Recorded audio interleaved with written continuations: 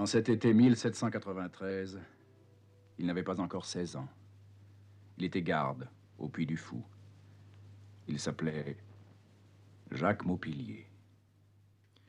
Les 500 Avec ses frères participants et ses du voisins, spectacle ils ont Ce été soir la Vendée entendent bien le 16 juin prochain prouver que la qualité n'est pas que parisienne. Jean Piat, François Chaumette, Marie Dubois ont enregistré les textes et Alexandre Lagoya a composé un thème « Voilà pour Paris ». Le reste, la Vendée s'en charge. Et le reste prouvera que le bénévolat n'est pas mort comme on le dit trop souvent. 500 participants, 250 figurants, plus de 20 cavaliers, des artificiers, etc., etc., tous de la région, et chacune des 13 communes participantes enverra une trentaine d'acteurs. Il revenait à la maison changé de chemise. Son visage s'assombrissait un peu. Ce soir, la Vendée est un spectacle que le Conseil général a rendu possible en rachetant au mois d'octobre le château du Puy du Fou.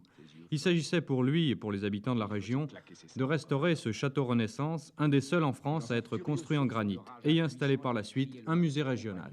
Que les balles avaient soudain rejeté au revers du fossé comme des fleurs fauchées. Il y a ici un site remarquable, il y a une scène naturelle qui est extraordinaire. Il y a à la fois le château, la terrasse, l'étang de 5 hectares, une prairie, un promontoire dans cette prairie où nous pourrons placer les gens, vraiment une scène extraordinaire.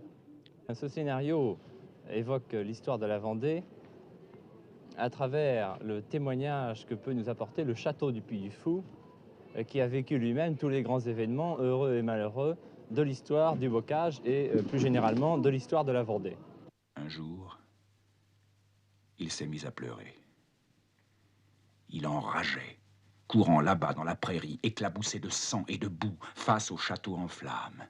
Sa lèvre inférieure tremblait sur ses dents serrées. Lui non plus n'avait rien pu faire.